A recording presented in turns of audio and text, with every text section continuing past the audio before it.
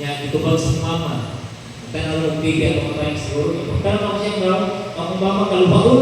Kahila ko ang mama.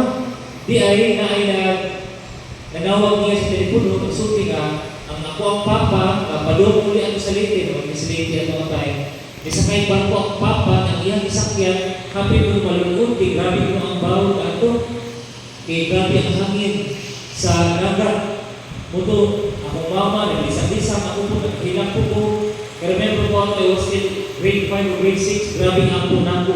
Idagan ko sa altar, Ginoo, luwasay ka ang papa, ayaw ito ang pawad ka ang papa. Grabe, that was the first time na mag-describe tayo ko. Ginoo ito, ayaw ilubog ang barko. Please, Lord, no? Pipilang ka oras mo, sige, ang mama, wala niya ibutang ang telepono, oras kape. Hangtod, nagawag ko ng Coast Guard na okay ako ng law. So, I was relieved. Grabe, nakahilang ng Coast Kalipay. Ikaduha, involved na ng barko.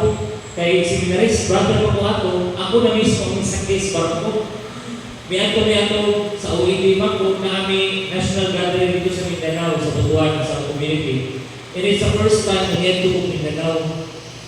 Novice brother ko ato niya, isakay niya sa may Southern Lake, kaya ito minanukat sa pagtalan sa Southern Lake. Pagtanaw na ako sa dagat, nag-uwi, lagi ng panahon. E wala may choice kay national event, national gathering, sumusakay, Juni, kami mga novice brothers. Wapay sa kami nuto pag hawa sa barko sa pagtalan. Di kuso-kuso ng isbaw, mundo. Kaya nuto for straight 2 hours kasi yung ako Hail Mary, wakoy lang dito. Naghiga ako kayo, di po kayo anak yung barko, anak yung bawd. Hail Mary, 2 oras. Huwag punong-punong. Kami naman naliwag ato kayo, mga kaparihan, mga ibang brothers sa uwi, dito na sa Butuan. Kami na naliwag. Nakuyawan, pagkong kami ato kayo, kami, mga novice stage niya to. Tumungkulo sila na, once ang novice brothers ko no, mamatay, ibiritso mo sa langit. O Lord, di pa kakapuri din mamatay doon, mahalap novice mo Lord. Ay nasa takupag yan Lord, grabe, lain ng tiyan nato, siguro, ato mo tayong dispiran ng kayo ko. Kasi kung ampo, na yung tao niya. Kaluwi Ginoo, safe and sound, nakaabot niya sa pantalan sa Surigao. Yan, kaluwi Ginoo, murag, lipay ko ato ko. Naamot, may hapon ko spear, may hapon ko yun tayo ng tao. Pinagmubalik sa bangko, mahala ko. Pero, white choice, kaluwi Ginoo. So, when was the last time na dispirado kayo? Kanang luhod na yun, luhod ito, drive pa kayo, tapos Ginoo pa. Natay mga oras na maghipunta na desperate. Pero atong palihon no, na yung mga oras na ang laing tao ng hinahanglan nato, o ang simbahan ng hinahanglan nato, o ang Ginoo mismo ng hinahanglan sa tuwa, murang magpawa ang desperado, murang usahay, mapipipipin na lang ta, usahay ako ang murang dili pa rin nato i-offer na pagaling, kita na, ako na isang kornel katabang na okay rin. Total na mabili na yung tao ng tabang, pwede na rin. Kung kita rin ang minahanglan sino, grabe nito, manluhod na, grabe hilang nato, pero usahay, kung naing oras na Ginoo na sa yung minahanglan sa tabang, kung kita, murag mawag kung palis ka na, murag makuyang na ta, murag mapipipipin na ta, murag, okay, kung ano, usahay na natong response, usahay murag mabalik ito, no?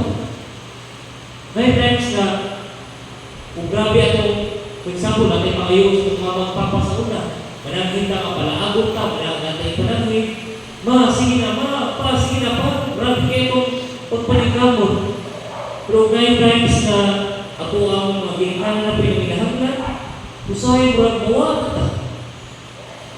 Labaw na sa ako ang ibanghelyo karon sa Domingo sa Passion sa Ginoo. Kundi kung kita desperate na mga iyong kabang, atong Ginoo sa ito, desperado kayo maluwason pagtanan. Desperado kayo siya sa iyang pagkukma na iyang sakripisyo yung paguli ng anak. Mabitaw, murang nahing kayo mga timing sa mga ito ang ato ang salmo karon. Kaya kung atong tubag sa ato ang salmo, Diyos ko, ngalong ako ano imong ibiyaan.